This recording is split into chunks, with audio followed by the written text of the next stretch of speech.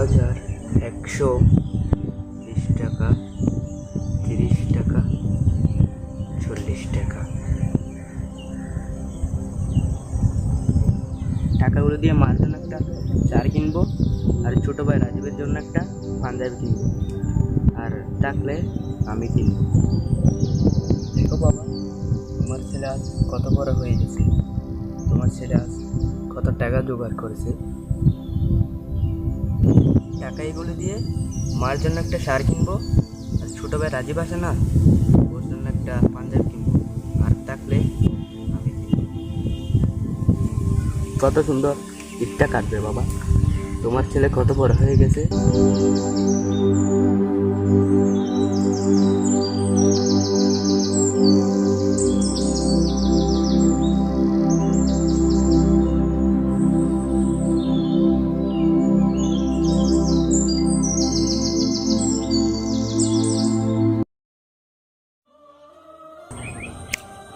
আরে মাহিন, আজকে তো মনে হয় রোজা থাকস না, আজকে এক টাকাও দাম হলো না। চল একটা কাজ করে আসতে, কাউকে ধরে নিয়ে নিবি কিছু। এই ছেলে, এদিকে আয়।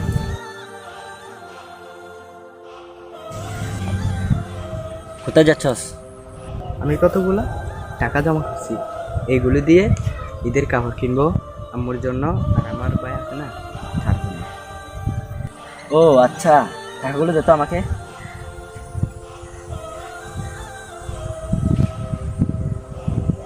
হয়েছে, যা আবার যা। কেন ভাই আমার টাকা? ও তোর টাকা, ধর নে তোর টাকা নে।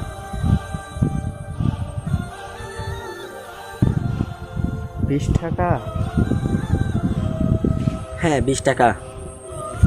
কেন ভাই, ওগুলো তো আমার টাকা, মায়ের জন্য কাপড় কিনবো আর ভাইয়ের জন্য কাপড় কিনবো না? হ্যাঁ কিনবি তো, দিছি না টাকা, যা আবার চলে যা। ভাই টাকাগুলো? তুই যে আমাকে টাকা দিছস, এখানে কি কেউ দেখছে? না। তো যা আবার চলে যা।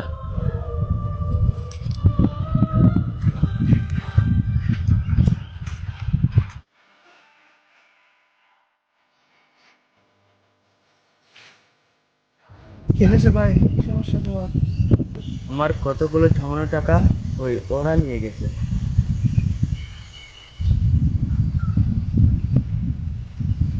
আসেন তো ভাই, ওদের সাথে একটু কথা বলি।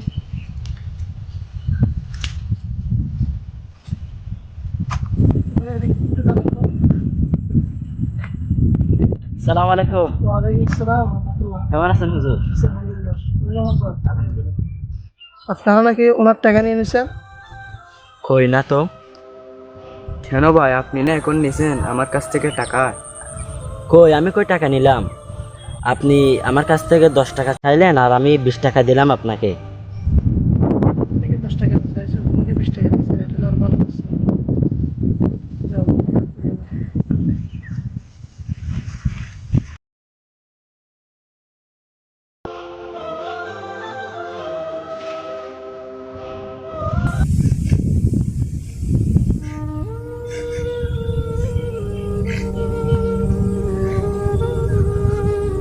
কিরে ভাই, আপনি কান্না করতেছেন না?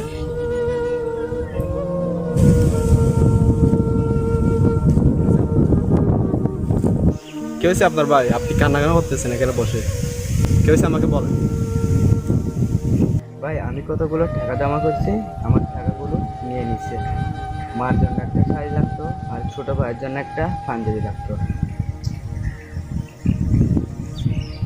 ও ভাই, আমার এখানে দুইটা পাঞ্জাবি আছে, একটা তোমার জন্য আর একটা তোমার ভাইয়ের জন্য। আর এখানে একটা আমার মায়ের জন্য আমি একটা শাড়ি কিনেছিলাম, সেটা তোমার মায়ের জন্য নিয়ে যাও কেমন? ভাই এগুলা আপনার জন্য নিছেন না? আচ্ছা সমস্যা নেই, এগুলো আমি তোমাকে দিয়ে দিছি, আর আমি নিয়ে নিব আবার, বুঝছো? এগুলা তোমার আম্মুকে তুমি নিবা, তোমার ছোট ভাইকে দিবা, যাও।